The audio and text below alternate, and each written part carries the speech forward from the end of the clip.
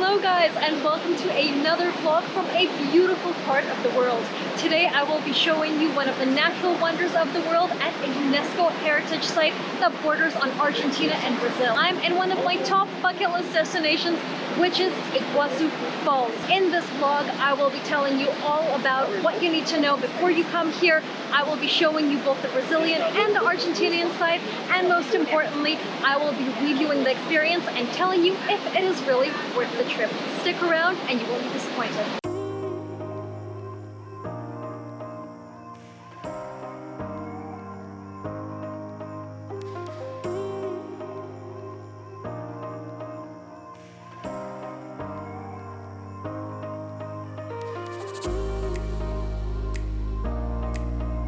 One recommendation I have is get here early. The park opens its doors at 8 a.m. and it's about 9:30 now, but already, check this out, there are quite a few tourists. Ladies and gentlemen, meet my epic guide, Rodrigo!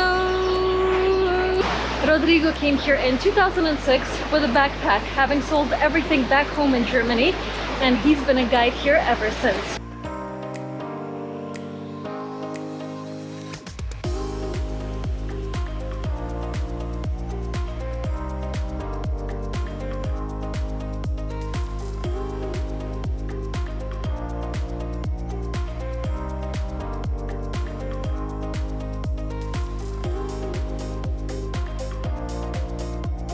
One of the things that I was kind of hesitant about when coming here is the color of the water. When you look at pictures, it looks really brown. But firstly, that's natural because with this sort of power, water obviously takes mud, debris, dirt, so that's where the color comes from. But also, when you get this huge volume of water around you, you just focus on the sounds, you focus on the power, you focus on the different landscapes, the different layers of the waterfall. The color of the water is the last thing you'll be thinking about, trust me.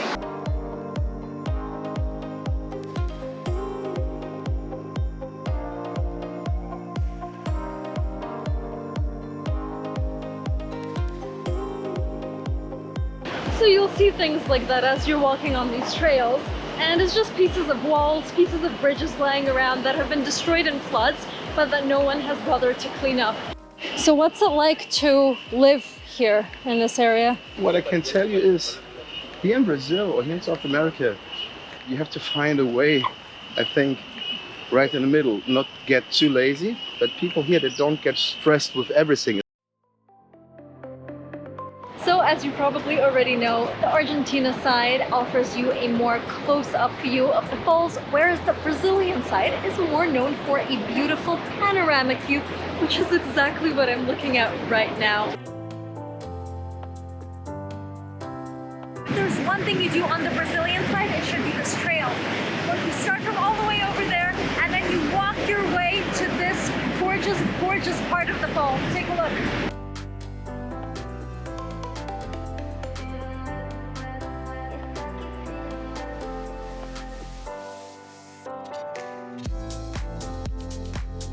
We're beautifully at the Iguazu Falls. Is this your first time in Iguazu? Yes, first time. Do you love it? Yes, I love it. It's my favorite place in Brazil. After your natural shower, you're gonna come to the end of the walkway, and this is what you're gonna see.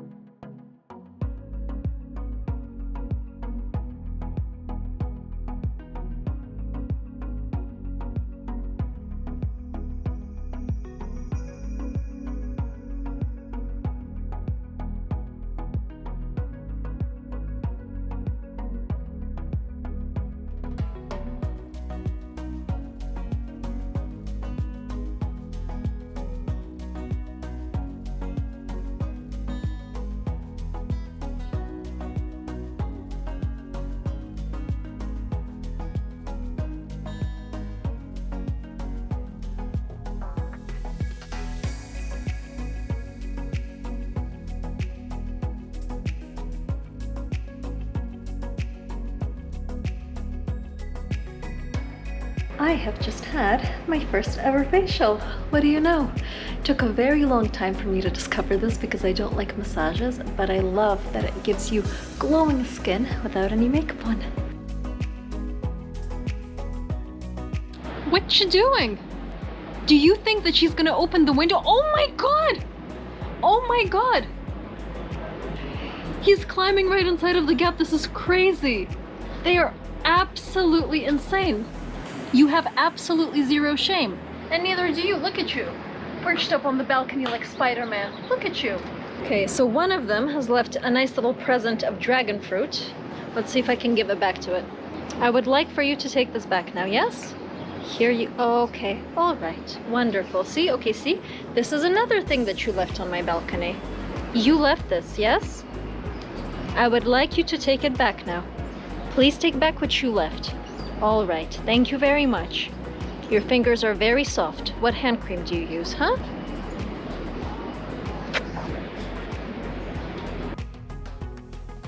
Oh my word, I cannot believe that encounter happened. And just so you guys know, that fruit was already there and it's not something I'm feeding the monkeys. I'm just giving back something that they left behind. So, are the Iguazu Falls worth your time and are they worth the trip? The answer is, without a doubt, yes. Maybe combine it with Buenos Aires or Mendoza, which is a vlog I'll link above right now. Both are relatively close, easy to get to, and wonderful places so that you get 2 experiences in one trip. Now, my final top 5 tips for visiting the falls are: number 1, see both sides. I cannot stress the importance of this enough. I personally thought that I would enjoy the Argentina side more, but actually I ended up feeling more connected to the Brazilian side as it's got better views of the falls overall, it's got more wildlife, and it's better maintained. Number 2 is to get a guide.